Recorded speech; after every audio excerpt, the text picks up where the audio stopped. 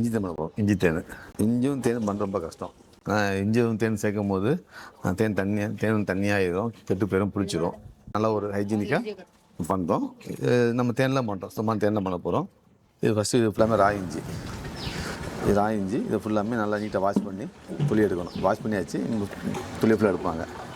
புளி எடுத்து ஃபுல்லாக பேக் பண்ண போகிறோம். இப்போ நாங்கள் என்ன பண்ணுறோன்னா சுத்தமான தேனில் பண்ணுறோம். நாங்கள் லைவாக காட்டுறோம்.